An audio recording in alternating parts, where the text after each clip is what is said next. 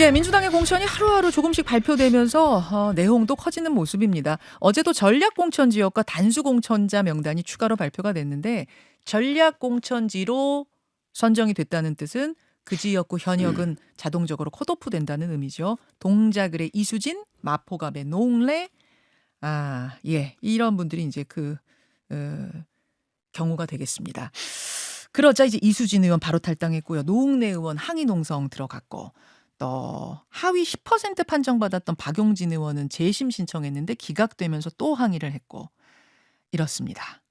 자, 지도부는 지금 어떤 해결책을 고민하고 있을까요? 더불어민주당 안규백 전략공천관리위원장 모시고 직접 들어보겠습니다. 어서 오십시오, 위원장님. 네, 반갑습니다. 안규백입니다. 예, 아니 전략공관위원장이 나오셨으니까 우선 어젯밤의 보도부터 잠깐 좀 확인을 네. 하고 가야 될 것 예, 같아요. 예. 어제 굉장히 좀 뜨거웠던 게 뭐냐면 3주 넘게 주목받고 있는 곳. 그런데 어떻게 할지 결정이 아직 안 나고 있는 곳이죠. 그 서울 중성동 갑지역구. 이르면 오늘 늦어도 주말 사이에 전략공천 후보자가 제3의 인물이 결정될 것이다, 공개될 거다 이런 얘기가 있더라고요. 맞습니까? 전략공관위원장도 모르는 내용을 누가 아는 내용이죠? 어제 밤에 보도가 나왔습니다만. 그랬어요. 네. 아직은 논의가 지금 진행되고 있는 상황이고요. 제가 임종석 전 실장께 송파 갑을 제안을 해서 임종석 실장께서 그 지역은 어렵겠다 이렇게 말씀하셨잖아요. 예. 그래서 다시 원점으로 돌아와서 음. 지금 논의를 해서 아마 다음 주 초 정도에 최종적으로 마무리를 지어야 되지 않을까 이렇게 생각을 하고 있습니다. 다음 주 초 정도를 보고 계시는 네. 거예요. 더 이상 끌기는 좀 무리다라고 보시는 거고요. 시간이 상당히 많지 않습니다. 그래서 제한적인 요소가 많기 때문에 어떤 형태로든지 다음 주 초까지는 마무리 지어야 되겠다 이렇게 생각하고 있습니다. 송파 갑으로 제안할 때도 아마 많은 고민을 하고 하셨을 텐데 그만큼 중성동갑은 여전히 임종석 실장으로는 전략적으로 맞지 않다 이렇게 보시는 건가요? 여전히? 지금 전략 지역이라 하면은 네. 저희들이 후보를 공모할 때 일절 서류 접수를 받지 않습니다. 그렇죠. 그러니까 그 누구도 전무한 상태로 봐야 되지 않겠습니까? 그리고 예전에 했던 사람이 또 그 지역을 간다는 것은 그것은 확약이 된 사항도 아니고요. 그래서 무의 상태에서 백지 상태에서 다시 재검토하는 것이기 때문에 누구를 고려했다 안 했다 이것은 여러 제가 이치적으로 맞지 않습니다. 예. 그러니까 임종석 실장이 이미 가서 내가 뛰고 있었다라는 말은 이것은 뭐 익스큐즈가 안 된다 그 말, 그렇습니다. 고려가 안 된다 네, 예. 이 말씀이세요. 고려 사항이 아니고요. 전략 기획관으로 보시기에도 전략공관위원장으로 보시기에도 임종석 실장 거기 아닙니까? 본인이 이제 전에 그 지역에서 국회의원을 하셨고 또 오랜 연구가 있기 때문에 그 사항을 배제할 수는 없죠. 그 사항을 배제할 수 없는데 임종수 실장을 포함해서 여러 가지 고려 요소를 가지고 결정하도록 하겠습니다. 아직 그러면은 후보자 중엔 있는 거예요? 후보자는 많죠. 내주 초에 결정하실 거면 많을 것 같진 않은데 선택지 중에 있긴 있어요? 아니면은 네. 전략적으로 좀 여전히 다른 곳으로 예. 가셔주신다는 입장이세요? 기본적으로 그렇습니다. 제 당 입장에서는 광역지자체 장급 사람들, 예. 이를테면은 충남의 양승조 전 의원이 이제 예산 홍성으로 가지 않습니까? 예. 또 박남춘 인천시장 같은 경우도 그렇고요. 그러니까 또 이광재 전 강원도지사 그렇고요. 예. 비서실장도 광역단체장급으로 보기 때문에 광역단체장급은 우리 당의 전략지역, 다른 지역에 축선으로 가서 그 다른 여타 지역의 파급 효과를 좀 미쳐라. 그래서 강세 지역보다는 당세 지역이 중간 정도의 지역 가서 좀 확산을 좀 해라. 이런 차원에서 저희들이 전략을 좀 짜고 있는 것이죠. 여기 근데 중간 정도 지역 아니에요? 중성동 갑은 우리 밭이 굉장히 좋은 지역입니다. 그렇습니까? 근데 여론조사 이렇게 돌리고 있는 것들 보면은 민주당이 뭐 확 앞서거나 누굴 넣어도 확 앞서거나 그렇지 않던데 윤희숙 의원과 대진표 짰을 지금 때. 그것은 보이지 않는 잠재표가 많은 것이고요. 눈에 보이는 지표보다는 저는 눈에 보이지 않는 지표가 더 많다고 생각합니다. 어떤 제3의 인물이 그럼 그쪽에 와야 좀 확 앞설 수 있다고 보세요? 저는 윤희숙 전 의원과 대비되는 사람 또 좀 아주 공격적이고 어그레시브한 사람, 저는 이런 분들이 이 지역에 맞다고 생각합니다. 아 굉장히 어그레시브 공격적인 어떤 반윤 뭐 이런 뭐 투사 같은 느낌? 그런 상징적인 전사 같은 사람, 저는 그분이 가면은 이 지역에 가장 적합한 후보가 아닌가 생각합니다. 상징적인 전사 같은 사람. 최근에 그러셨잖아요. 수도권에 여전사 트리오가 있다. 우리 당에는 네, 추미애, 전현희, 이현주 세 그렇습니다. 사람을 언급하셨어요. 셋 네, 중에 하나 정도가 떠오르십니까? 그밖에 다른 전략 자산들이 많이 있습니다. 3명 포함해서. 네, 음. 3명 중 하나로 추리신 것 같은 느낌이 들어 가지고 제가. 저는 그것으로서 답을 대신하고자 합니다. 아. 제가 또 워낙 인터뷰를 많이 해 가지고요. 그렇죠. 저의 촉으로는 전사라는 단어를 최근에 쓰셨던 것과 이렇게 연결시켜 보면 셋 중에 한 사람 정도가 지금 머릿속에는 가지고 계신 게 아닌가라는 느낌은 듭니다만 더 이상 답을 않겠습니다. 아 예. 답을 안 하시는 것은 이런 경우에는 긍정으로 저희는 해석을 합니다만 그렇습니까? 근데 문제는 뭐냐면 네. 임종석 전 실장 이슈가 지금 친문계 집단 행동의 임계점이 될 수 있다는 얘기가 계속 나와요. 지금 지켜보고 있는데 만약 임종석 실장이 컷오프되면 그 지역에서 컷오프되면 가만히 있지 않겠다. 집단 행동으로 이어질 수 있다. 이런 이야기가 나옵니다. 어떻게 생각하십니까? 공당의 공천은 당의 미래와 또 그 공천의 어떤 결과에 따라서 미래가 상당히 좌우되는 겁니다. 예. 그렇기 때문에 어느 지역 열 손가락 깨물어서 안 아픈 손가락이 없듯이 한 곳 한 곳이 굉장히 소중하고 굉장히 숨막히는 그런 경우가 많습니다. 그렇기 때문에 전반적인 전국 상황과 또 253개 지역구를 놓고 고려해야지 어느 특정 한 지역을 놓고 고려할 수는 없는 겁니다. 그래서 전략이라고 하면 판을 짜는 것이고 예.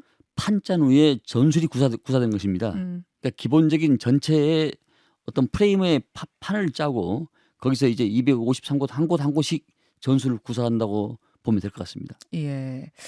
그 허심탄회하게 네. 나오셨으니까 지금까지 공천 상황에 대해서 자체 평가를 좀 해 본다면 몇 점 정도 주시겠어요? 글쎄 뭐 공천의 어떤 한 축을 담당하고 있는 사람으로서 몇 점을 준다 이것은 스스로가 점수를 매기는 건 상당히 그 좀 개면적인 표현입니다. 저는 개면적인 표현이라고 생각을 하고 그럼에도 불구하고 4월 10일 되면은 네. 국민들께서 아 평가를 하시라고 그렇게 생각합니다. 그때까지는 좀 자체 네. 평가는 참으시겠다. 대신 사천이라는 지금 일각의 평가에 대해서는 동의하기 어려우십니까? 저는 이렇게 생각합니다. 상대 당과 달리 우리 민주당은 시스템이 작동이 지금 돼 가고 있습니다. 왜냐하면은 상대당은 공천관리위원회 한 곳인데 하나인데 예. 우리 당은 인사검증위원회, 사전검증위원회, 예. 그다음에 공천관리위원회, 예. 그다음에 전략공천관리위원회 예. 이렇게 상호가 시스템과 균형과 견제가 작동을 하고 있습니다. 음. 지금 국힘에서는 공천관리위원회 하나뿐이 없지 않습니까? 예. 뭐 비대위에서 태클을 거는 이 견제 장치가 있긴 합니다만. 비대위는 항상 어느 당이랑 우리 음. 당도 네. 최고위. 최고위원회가 있고 그다음에 마지막에 이제 당무위원회가 있지 않습니까? 음음. 그러니까 기본적으로 이런 세 가지 네 가지의 균형 견제가 있기 때문에 예. 사천이란 것은 글쎄 인간이 하는 일이기 때문에 조금은 가미될 수 있을지 모르지만은 저는 그 공간이 거의 없다 이렇게 봅니다. 사천에 공간이 없다. 사천이라는 지금 일각의 평가, 일각의 공격에 대해선 1도 동의하기 어렵다. 저렇게 생각합니다. 자, 네. 그럼 이제 왜 이런 이야기가 나오는지 한번 좀 하나하나 풀어가 보죠. 예. 우선 어제 발표된 전략공천지 몇 곳 가운데에서도 반발이 터져 나오고 있습니다. 동작을의 이수진 의원 어제 아예 탈당을 해버렸고요. 노웅래 의원은 조금 전 사진으로 보셨습니다만 당대표 회의실에서 지금 무기한 단식 농성에 들어갔어요. 아, 진짜 노웅래 의원이 저기 회의실에서 지금 단식 농성 중이어서 오늘 회의는 어디서 하세요? 동료 선배 의원들과 또 후배 의원들한테 참 안타까운 마음입니다마는 이 공천은 특히 야당의 공천은 상당히 잡음이 역대 많이 있었습니다. 네, 그렇긴 해요. 여당이란 것은 다른 음. 자리가 또 많지 않습니까? 그렇죠. 공기관 뭐 공기관 약 장관 자리 뭐 2,000개가 있고 예. 또 다른 역할이 많고 예.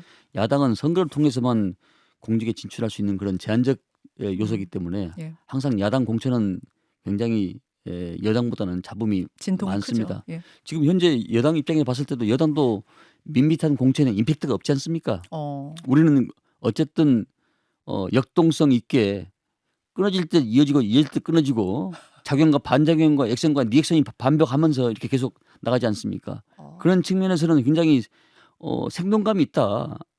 이렇게 표현하신 분도 계십니다. 예. 이제 저는 이것을 연꽃에다 비교하고 싶어요. 연꽃이요? 연꽃은 밑에 오물이 더럽고 그 저 흙탕물이지만은 예. 마지막 피는 꽃은 자비롭게 피지 않습니까? 예. 그러니까 4월 11일 되면은 연꽃처럼 자비롭게 필 수 있는 것이 민주당의 공천이다 저는 이렇게 생각합니다. 끝까지 봐달라. 그렇습니다. 연꽃이 필 것이다. 네. 지금 여러 가지 잡음들, 여러 가지 파열음들이 있지만 딛고 일어날 거다 그 말씀이세요? 그렇습니다. 그 말씀이세요. 근데 뭐 이렇게 긍정적으로 보는 분도 계십니다만 이 지적들 하나하나 보면은 조금 이 심각하다 느껴지는 것들도 있어요. 예를 들어서 노웅래 의원 같은 경우는 아니 왜 돈과 관련된 재판은 나만 받고 있는 게 아닌데 왜 나만 이렇게 되는 것이냐 하면서 사실상 이재명 대표를 겨냥해서 기준의 불공정성을 제기하고 있는 것 같습니다. 어떻게 생각하십니까?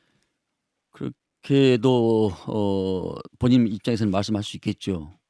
그러나 뇌물과 관련되고 돈을 받고 안 받고 또 수긍할 수 있는 그런 것도 있었고 말이죠. 그래서 일단 금전과 뇌물과 관련되거나 젠더 문제 같은 경우서는 당에서 원칙적으로 용납하기가 어려운 부분입니다. 다른 부분들은 기소된 의원들도 계시고 그러지만은 그것은 뇌물과 관련된 부분이 아니거든요. 아마 이제 노웅래 의원 입장에서는 물론 이재명 대표 대장동 건은 뇌물 뭐 이런 걸로 직접 혐의가 있는 건 아니더라도 횡령이라든지 이런 거 결국 다 돈과 관련된 재판 아니냐 이렇게 크게 좀 보시는 것 같아요. 글쎄요. 그런 부분들은 상당히 동의하기가 좀 어려운 부분입니다.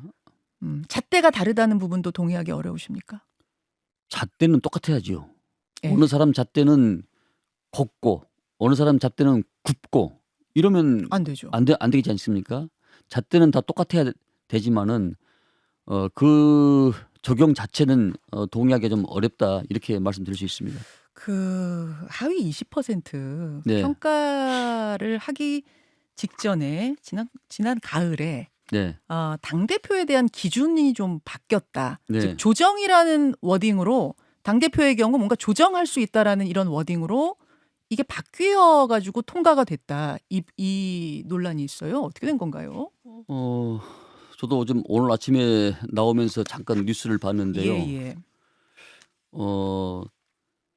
당 대표는 당을 좀 제대로 이끌어 봐라. 그래서 일반 평의원하고는 똑같은 수평적 잣대에서 그 평가를 매기가 좀 어려운 부분이 있지 않겠습니까? 제가 뭐 이 내용을 정확히 파악하지는 않았습니다만은 그런 차원으로 좀 접근해 보면 좋겠다 이런 생각이 듭니다.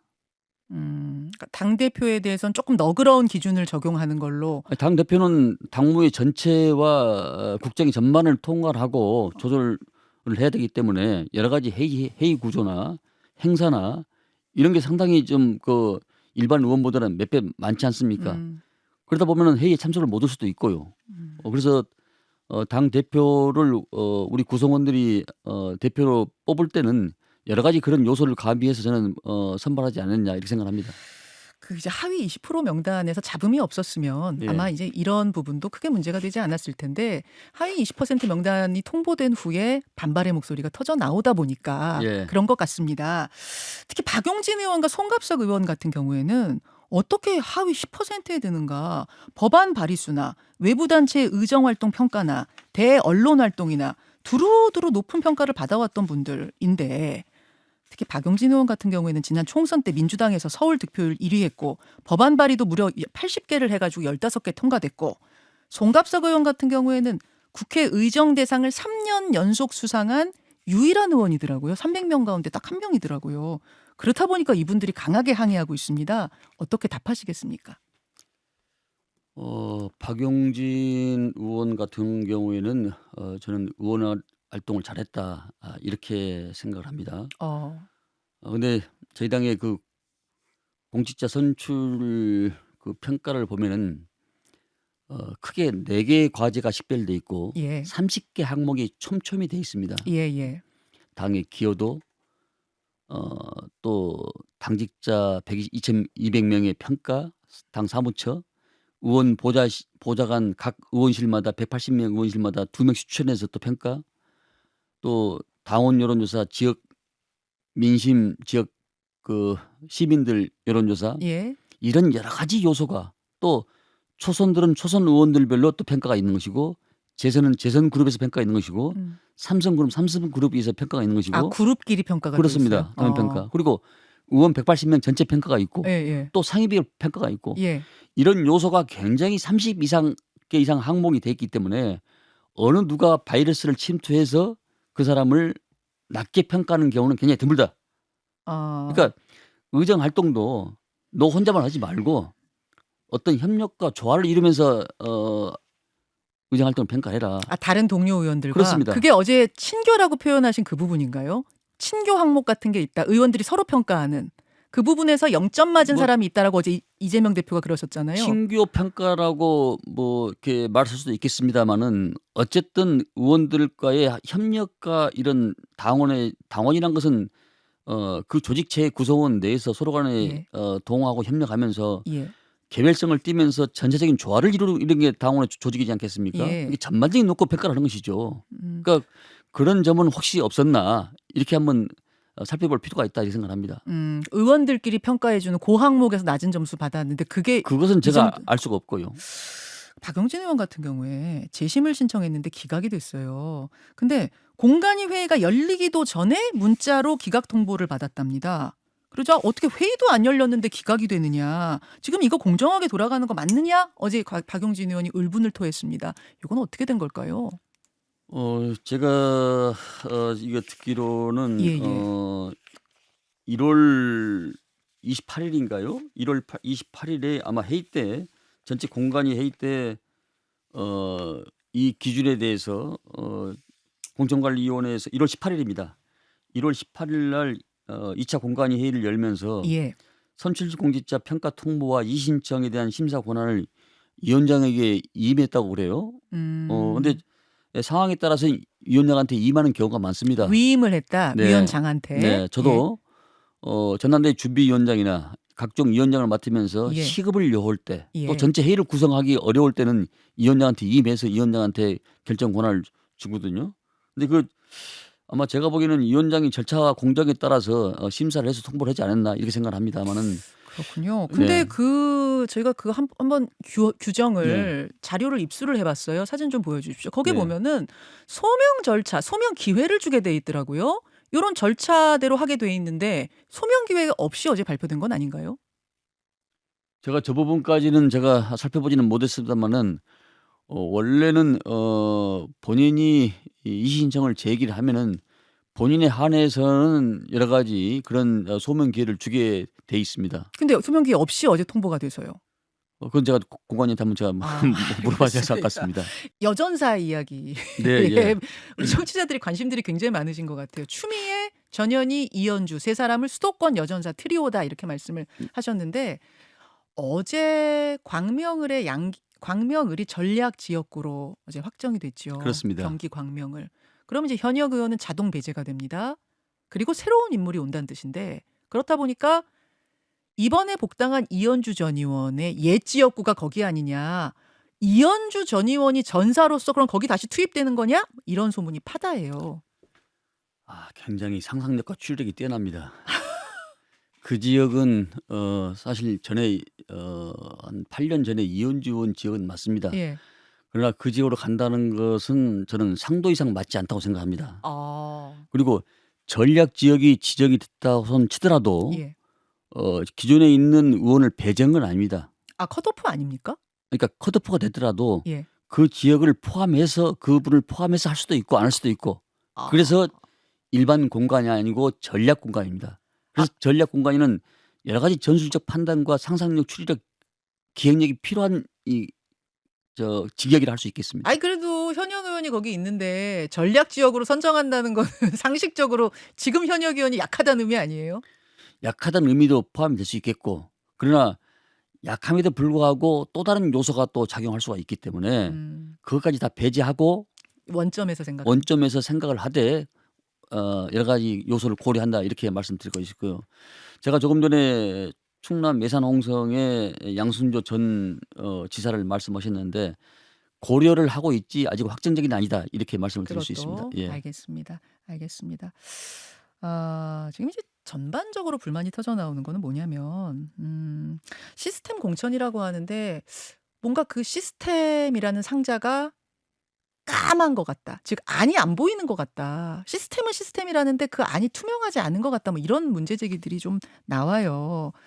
뭐 철험의 이수진 의원 같은 그런 케이스 몇몇 제외하면 대부분 비명계가 타겟이 되고 있는 거 아니냐, 이런 주장도 나오고, 또 제가 앞에 계시는 분 놓고 얘기하기 좀 죄송하긴 합니다만 안규벤 위원장님이나 조정식 사무총장, 박찬대, 장경태 최고위원, 이런 친명 지도부는 단수 공천이 어제 확정. 제가 친명 지도부인가요? 친명은 아니시 지도부. 그럼 지도부는 확정이 되다 보니까 아니 어떻게 지도부 희생은 하나도 없느냐, 지도부가 좀 희생을 하고 내려놓아야 다른 분들에 대한 설득도 되는 거 아니냐, 이런 이야기도 좀 나오더라고요. 바라보는 시선이 다르면은 도달하는 목적지가 다릅니다.